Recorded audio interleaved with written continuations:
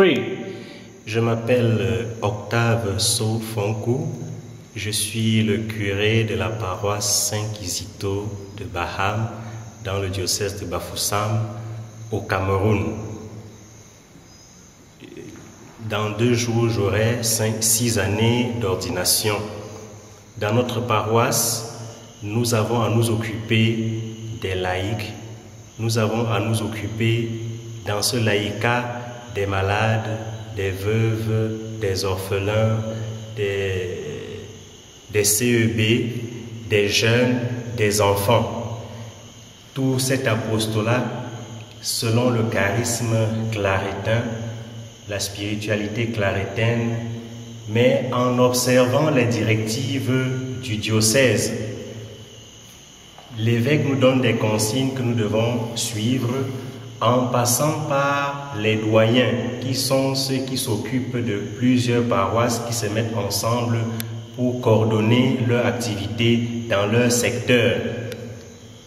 Notre paroisse est divisée en 4 postes, à 4 postes de mission, en plus de la paroisse au centre où nous avons une messe des adultes, une messe pour les jeunes, et dans les postes nous avons une messe tous les mois, le dimanche, et une messe tous les mois, le mercredi.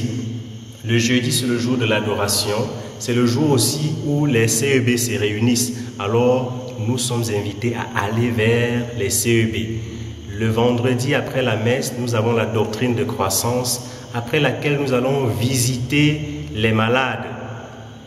Un autre point de notre apostolat concerne la présence auprès des fidèles, des familles qui ont besoin de notre accompagnement dans les moments de joie comme dans les moments de peine. Nous avons plusieurs commissions au sein de la paroisse, parmi lesquelles la commission de famille, la commission justice et paix, les femmes catholiques, la commission de catéchèse sur laquelle nous insistons beaucoup.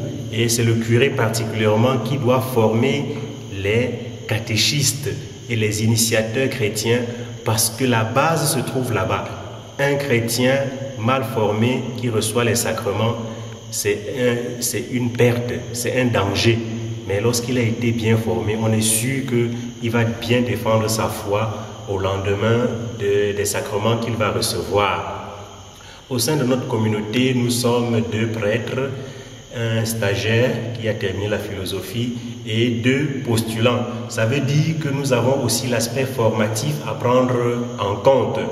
Et les 2 prêtres sont organisés de manière à accompagner ces jeunes, à leur donner la formation clarétaine, 1 fois par mois, avec chacun des stagiaires.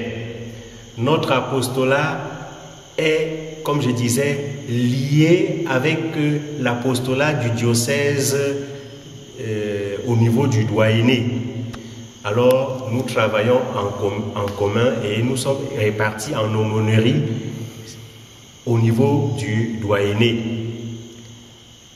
Nous pensons qu'avec l'aide de Saint Antoine-Marie Claret, nous accomplissons ce que nous pouvons faire et nous continuons à faire imprégner le charisme claretin dans l'exercice de notre apostolat au sein de cette paroisse. Merci.